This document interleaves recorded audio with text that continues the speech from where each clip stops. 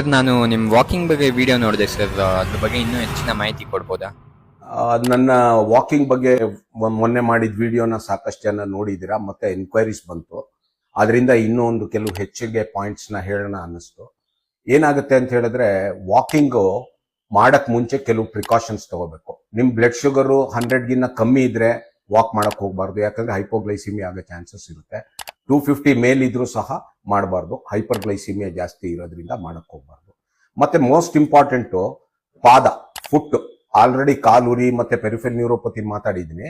ನೀವು ಸರಿಯಾಗಿ ಫಿಟ್ ಆಗುವಂತ ಶೂಸ್ ನ ಹಾಕೋಬೇಕು, ಮತ್ತೆ ಕಾಟನ್ ಸಾಕ್ಸ್ ಹಾಕೋಬೇಕು, ನೈಲಾನ್ ಸಾಕ್ಸ್ ಹಾಕೋಬಾರ್ದು. ಯಾಕಂದ್ರೆ ಪ್ರತಿ ಬಾರಿ ನೀವು ಹೆಜ್ಜೆ ಇಟ್ಟಾಗ ಫ್ರಿಕ್ಷನ್ ಆಗಿ ಬ್ಲೆಬ್ಸ್ ಆಗಿ ಬೊಬ್ಬೆಗಳಾಗೋ ಚಾನ್ಸಸ್ ಇರುತ್ತೆ. ಸೊ ಪ್ರತಿ ಸರಿ ವಾಕ್ ಮಾಡಿದ್ಮೇಲೆ ನೀವು ಬೊಬ್ಬೆಗಳನ್ನ ಚೆಕ್ ಮಾಡಬೇಕು, ಆತರ ಏನಾರ ಆಗಿದ್ಯಾ ಅಂತೇಳಿ.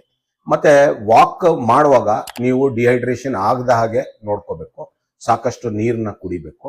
ಮತ್ತೆ ನಿಮ್ಗೆ ಒಂದೇ ಸರಿ ವಾಕ್ ಮಾಡಕ್ ಆಗದೆ ಹೋದ್ರೆ ಬೆಳಿಗ್ಗೆ ಸಾಯಂಕಾಲ ಅದನ್ನ ಸ್ಪ್ಲಿಟ್ ಮಾಡ್ಕೊಂಡು ಮಾಡಬಹುದು. ಮತ್ತೆ ತಿಂಡಿ ತಿಂದ್ಮೇಲೆ ಪೋಸ್ಟ್ ಪ್ರ್ಯಾಂಡಿಯಲ್ಲು ಅಥವಾ ಪೋಸ್ಟ್ ಮೀಲ್ ನಿಮ್ ಶುಗರ್ ಜಾಸ್ತಿ ಇದ್ರೆ ಪ್ರತಿ ಸರಿ ಊಟ ಆದ್ಮೇಲೆ 10 ರಿಂದ 15 ನಿಮಿಷ ವಾಕ್ ಮಾಡಬಹುದು. ಅದು ಸಹ ಬ್ರಿಸ್ಕ್ ವಾಕ್ ಮಾಡಿದ್ರೆ ತುಂಬಾ ಒಳ್ಳೇದು. ಇದೇ ತರ ಹೆಲ್ತ್ ಟಿಪ್ಸ್ಗೋಸ್ಕರ ನಾನು ನಿಮ್ಮ ಡಾಕ್ಟರ್ ಉತ್ತಮ್ ಚಂದ್. ನನ್ನ ಪೇಜ್ ನ ಲೈಕ್ ಮಾಡಿ, ಫಾಲೋ ಮಾಡಿ ಹಾಗೂ ಶೇರ್ ಮಾಡಿ. Thank you.